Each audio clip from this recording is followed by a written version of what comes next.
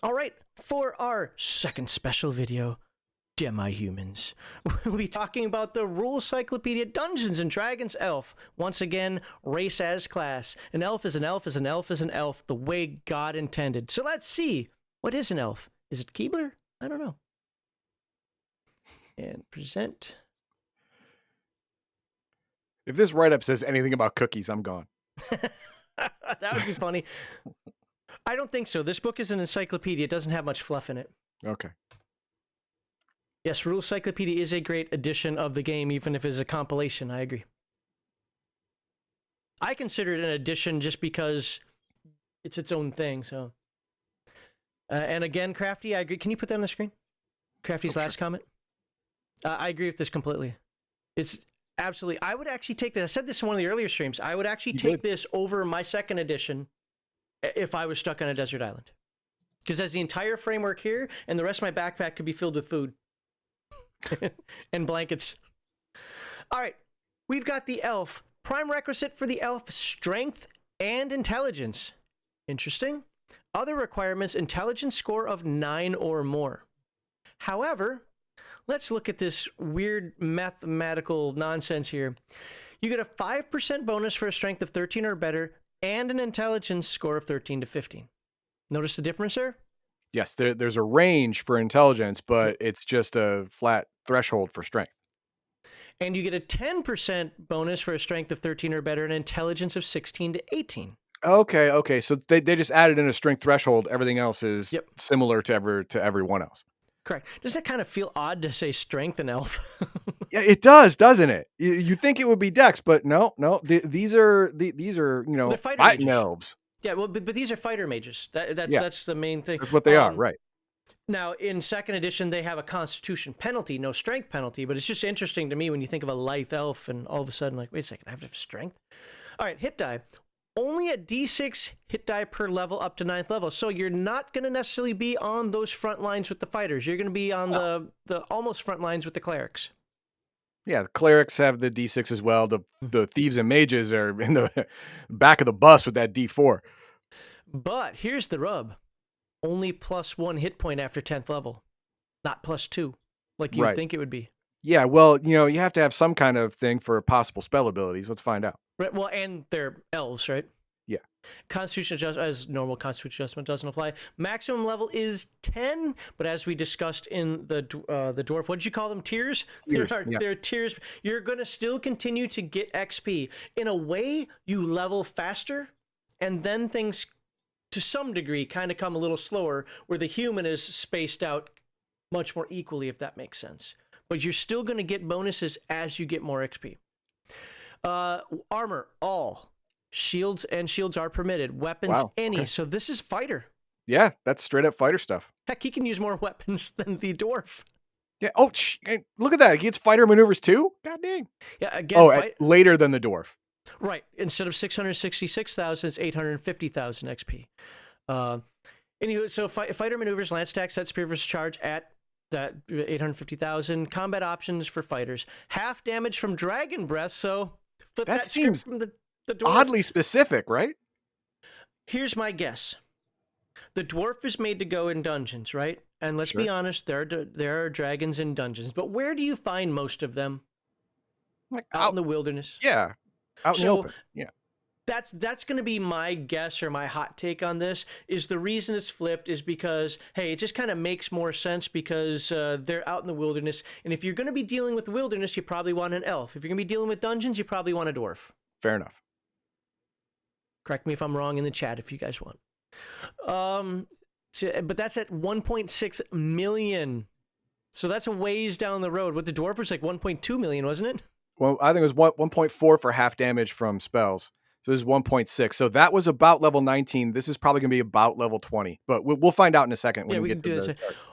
So 1 in 3 chance to detect secret and hidden doors, immunity to ghoul paralysis, and gets magic spells. That's going to be the big one. Yeah. Like I need an explanation for that, because that's blanket nonsense right there. Immunity to magic spells, just off. No, okay, I'm gonna wait. Well, let's look at the 850 and the 1.6 million. Should we compare it to the fighter or the mage? Hold up, hold the phone. Dude, look at that progression chart. 4,000. Wow. Okay. You know what? I don't care. You know, 850,000, you can have it. Wow. 1.6 million. These guys take forever to level up. Now, to be fair, the 3 million-ish is what everybody kind of goes to, right? So 10, 11, 12, 13, 14, 15, 16, 17, 18, 19. So the elf has effectively 20 levels in the game, but he's still going to be comparable to your level 36 human. It's just going to take him a while to get from 1 to 2 and 2 to 3. So, okay. 20,000. Wasn't 20,000 level 5? I believe for so, the thief or something? Or was that for the wizard? We'll look up in a second. It was for the thief, I think. So let's just pick level 5. I think that's a good number. 32,000.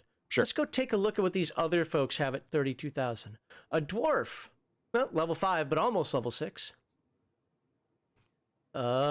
Thief. In between 6 and 7. Yeah. Almost 7. Yeah. Wizard. This one's going to be kind of high, but oh, look at that. In between 5 and 6. Yeah, okay. Okay, then this elf better be stacked. Well, he already kind of is, right? He's got a minimum intelligence. He's got spells. He's got those detection abilities. Yeah, let's see what else he's got. All right, well, let's find out more about the elf. Let's find out more about Legolas here. An elf is slender and graceful, with delicate features and pointed ears. An elf is 5 to 5.5 feet tall and weighs about 120 pounds. Elves are able to use all types of armor and weapons and can cast magic spells. Question, can they cast in armor? Well, probably so, because they're allowed. So we'll find out. As hell. All right. Few elves are adventurers. Most prefer to spend their times feasting and frolicking in woodland glades. Except for adventurers, elves rarely visit the cities of man. Okay. Elves are fascinated by magic and never go tired of collecting spells and magic items, especially if the items are beautifully crafted. Sure. Vain. They're vain. Yeah. Elves are similar to both fighters and magic users. Read the description of the fighter class for some tips on playing a fighter-type character. But remember that the elf does not have as many hit points as the fighter. We talked about that. The elf can best perform as a fighter if he is undamaged or only slightly hurt before entering battle. Otherwise, he should stay back and help with magic spells as a magic user does. An elf may only advance to 10th level. Again, I think that's kind of a lie. Yeah. However, this is balanced by the elf's special abilities, especially the combination of fighting and spellcasting. This combination makes an elf far more powerful than a human of the same level. I can agree with that. Elves only employ other elves as mercenary fighters, although they may hire specialists and hirelings of any race, and elven families also live in clans, apparently. Okay. Okay, we already had 2 prime requisites. We talked about that already. I love that box text. Just makes it so much better. All right, special abilities, special attacks. After reaching maximum level, which is 10th, elves may continue to improve in combat ability. This is a slow process, however, due to the fact that they must divide their training time between fighting and magic. Sure. Elves always know the following fighter maneuvers: set spear versus attack and lance attack. And this just goes back again. Wait, that's dwarf. The dwarf and the fighter and the elf all have the same thing. Yeah, as they go C, D, E, F, G, and you'll just look at the combat matrix for those letters. And if you're wondering what that is, we'll discuss it again in the future, or you can look at our first video where we look over it a little bit. All right. Oh crap, we got more. When the character reaches 850,000, receives combat options for fighters. We'll talk about much later on. See the description, blah, blah, blah. With multiple attacks, 2 attacks are possible at 850,000, and 3 attacks at 2.6 million experience points. The elf never gains 4 attacks per round. Okay. The elf well, may use... that just tells me somebody does, like the fighter and the dwarf probably. Right? The dwarf didn't say doesn't, but it only said 3, but it didn't say does. But it didn't say doesn't. You're right. The elf may use the smash, parry, and disarm options as described in the text. Now, special defenses. Experienced elves become more resistant to dragon breath. What, are you walking across them every day? How do you train that? I don't know, man. When they have a bellows and somebody just jumps on it. When the elf reaches 1.6 million experience point mark, he automatically takes only half damage from any breath weapon. Most notably, so it's any breath weapon. Yeah. Basilisks, are they eyeballs or breath They're for eyeballs. the lightning? What's that? They're eyeballs. They're eyeballs. Okay. But includes all sorts of breath weapon attacks, so it says it right there. If the breath allows a saving throw, a successful roll indicates the elf only takes 1/4 damage. When modifying damage sustained, always round down. If the result is a 0.5 point of damage or less, the character takes 1 point of damage. Again, that is just to say you'll take a minimum of 1 point of damage. Sure. Elves have infravision identical to that of dwarves. Okay, go watch the dwarf 60 video. feet. Language, addition to common language of all characters, so common and alignment tongue, elf can speak languages elf, gnoll, and hobgoblin, and orc. So, And orc races. So it's orc variants? No hobgoblin and orc races. Oh, okay, got it. So just as much as a dwarf, just different. Yeah, again, the dwarf has the underground with the Right, goblins right. and kobolds, And the elf right? has And the this has the above above ground ground. Got it. Detection. All elves can find secret and hidden doors better than other characters. You must tell the DM if you want to look for a secret and hidden door. The detection is never automatic. Okay. I'm Why is this there rule no over to second range? edition. Why is there no range here? No Let's roll? Didn't it say the roll over here? Did it? Experience points, hit dice. A 1 in 3 chance to detect secret hidden doors. Okay, It would have been got it, cool got if they it, would have got it. wrote All it right. again, but it is right here. Yeah, 1 in 3 it would have been chance. nice to write it in the main write-up, but okay. All right. Detection. Immunity to ghoul paralysis. All Sure. elves are naturally immune to the paralyzing attacks of ghouls. Other types of paralysis, such as attacks from carrion crawlers or gelatinous cubes, do affect them normally. Isn't that a change in didn't second edition basically say they were immune to paralysis as a whole? And charm. Charm and sleep as well. Oh, that's right. But that Yeah. was a percentage chance. It was like 90% for an elf and 35 for a half elf, I remember. Yeah, but So- 90% is like, That's I fair. bet on that all day. You know, like, okay. That's fair. Elves can use magic user spells just as magic users can, though they receive fewer and lower spell levels. Okay, well, we'll see. All right, so here's okay. Spells level. There you go. But they get 1 at level 1. That's better than the cleric. Yeah.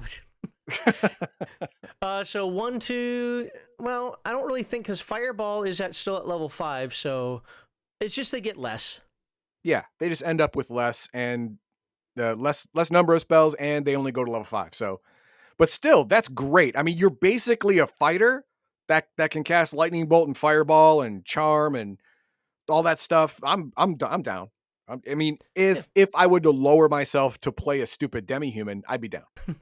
You know, it's funny. I know somebody's going to say, "Well, it's not the same levels." I get it, but this is kind of reminiscent of the ranger. The ranger got spells. It just started like 8th or 9th level though. Yeah. So, yeah, I'm so far okay with this. When I see that experience chart, every time I'm like, "Ooh, that's." Magic, not immunity to magic spells. There was a semicolon there, wasn't there? What are you talking? Well, I haven't got. Remember we were looking at a thing like it seemed like it said immunity to magic spells, but it didn't explain. Where was that again? In the box, in the initial. See it right there. Immunity Half to ghoul paralysis, magic spells. That's not a comma. That's a semicolon. Yeah. Okay. Yeah. I was confused there. Oh yeah. Okay.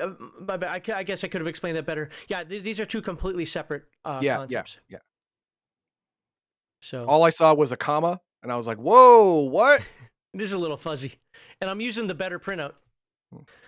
Okay, when the elf reaches name level, that's 9th level, he is often referred to it as Lord Wizard. You know what? Dungeons and Dragons and Star Trek, no, really just Dungeons and Dragons has to stop naming stuff. And Star Wars. George Lucas and all the former original creators of Dungeons and Dragons have to stop naming stuff. Just stop it. Well, you know, I mean, it's not creative, but fine. You know, fighters are called lords. Magic users are called wizards. You're a fighter magic user. You're a lord wizard.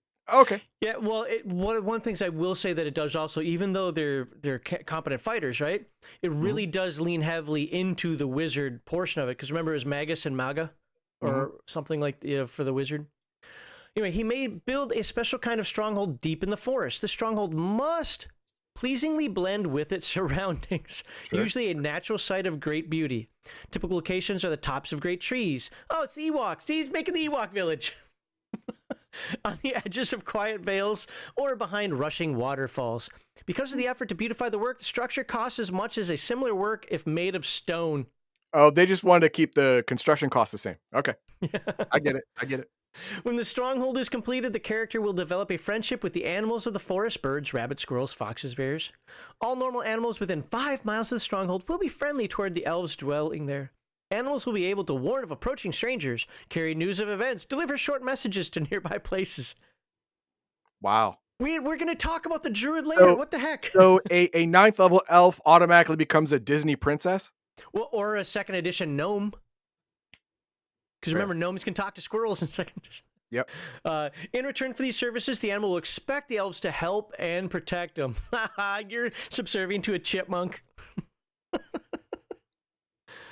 All right, well, and that's it. Yeah. Next is Halfling, and we'll talk about Halfling on the normal live stream on Sunday. So if you want to throw up Crafty's chat there, and that's the only one we got. Again, this is members only for the folks who might seem this is a little weird how we're doing this. It's because we're doing it members only just to do kind of a makeup stream.